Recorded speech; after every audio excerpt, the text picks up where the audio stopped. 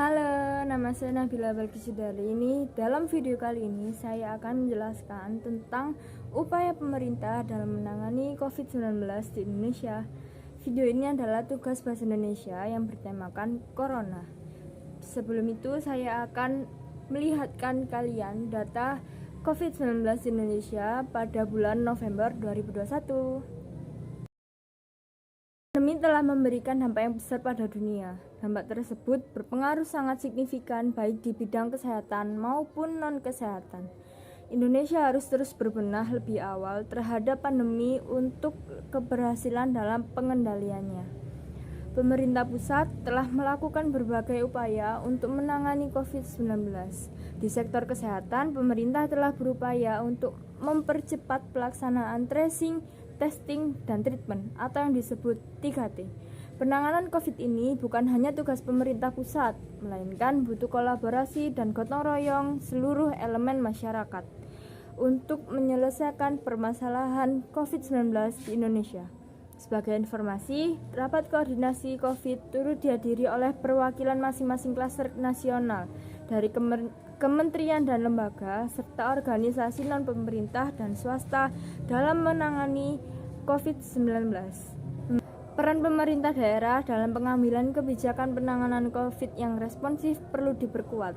Pemerintah daerah berperan penting dalam penguatan kapasitas kesehatan karena memiliki kendali penuh terhadap upaya kepatuhan input data COVID secara rutin dan mendorong informasi yang pasti, sehingga dapat menjadi pegangan masyarakat. Ketidakpastian data karena adanya perbedaan perhitungan pusat dan daerah menimbulkan ketidakpercayaan masyarakat bahwa pemerintah tidak siap menangani pandemi. Di masa depan, sistem tersebut perlu bersifat mandatori dan serempak antara pusat dan daerah. Seperti apa yang dikatakan Pak Luhut pada video kali ini, ia mengatakan bahwa input data COVID-19 daerah dan pusat berbeda.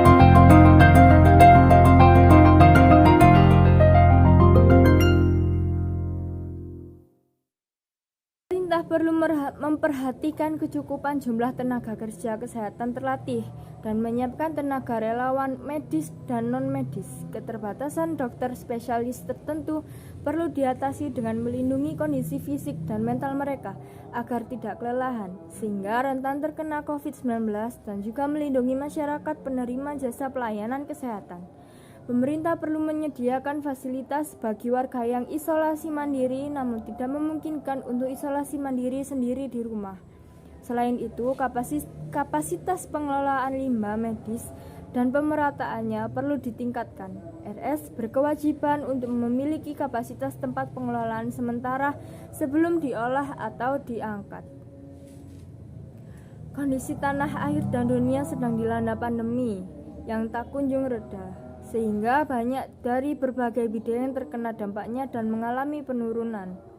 Dengan semangat Budi Utomo membangkitkan Indonesia dengan menginspirasi seluruh rakyat Indonesia dalam bersinergi dan bergotong royong untuk bangkit dan menang melawan pandemi COVID-19 di Indonesia. Sekian, segitu dulu ya teman-teman. Bye.